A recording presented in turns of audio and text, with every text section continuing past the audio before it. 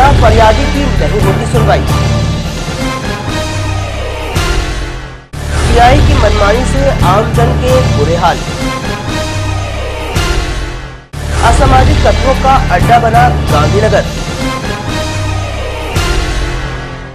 थाना प्रभारी का शीर्ष नेताओं से संपर्क आमजन के लिए बना मुसीबत। थाना प्रभारी को निलंबित करने की डीजीपी से की मांग।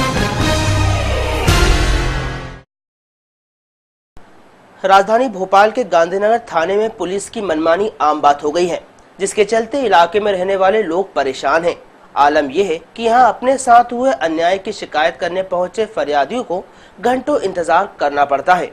यही नहीं, कई बार तो पूरे दिन इंतजार करने के बाद भी शिकायत दर्ज नहीं की जाती। स्थानीय व्यापारियों ने थाना प्रभारी को निलंबित कर विभागीय जांच कराने की मांग डीजीपी से की है। गांधीनगर थाना प्रभारी जितेंद्र पटेल अक्सर एयरपोर्ट पर वीआईपी ड्यूटी में तैनात रहते हैं।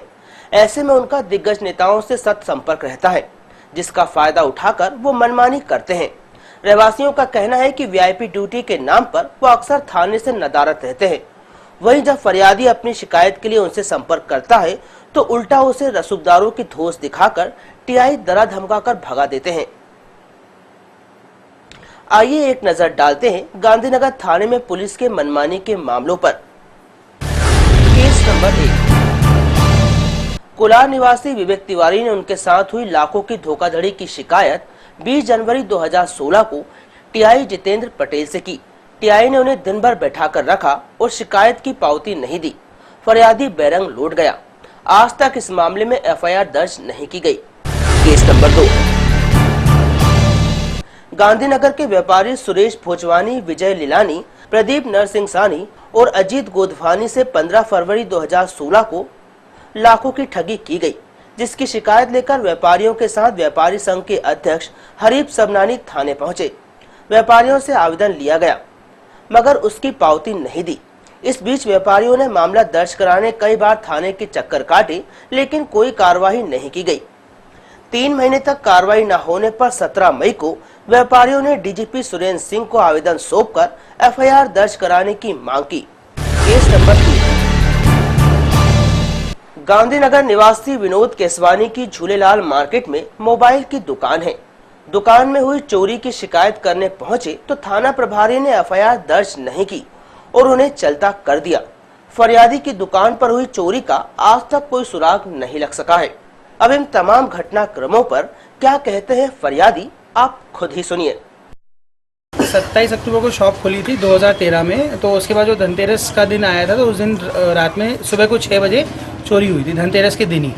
तो उस वक्त अपन ने कंप्लेंट कराई थी जाके उधर थाने में, गांधीनगर थाने में। तो उसके बाद उनको मैंने रिटर्न में एप्लीकेशन भी दिया था।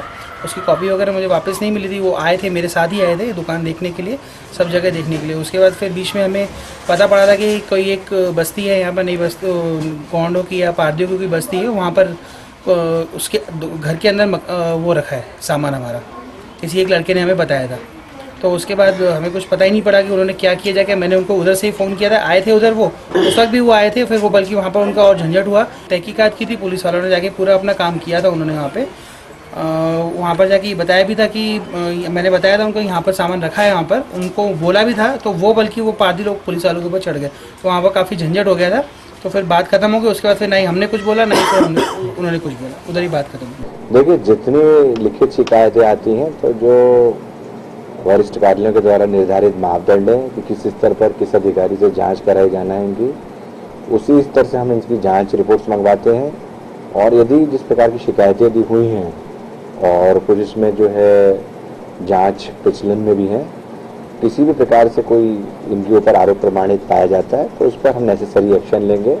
लेकिन फिलहाल मैं बताना चाहूँगा कि कुछ शिकायतें जो पूर्व में हुई और उसकी रिपोर्ट्स जो सीनियर अधिकारियों से जांच करा के मुझे प्राप्त हुई, तो उसमें किसी प्रकार के कोई गंभीर एलिगेशन सिद्ध नहीं हुए, जिस कारण से मतलब जो है किसी प्रकार की कोई विभागीय कार्रवाई उनके खिलाफ इनिशिएट नहीं हुई।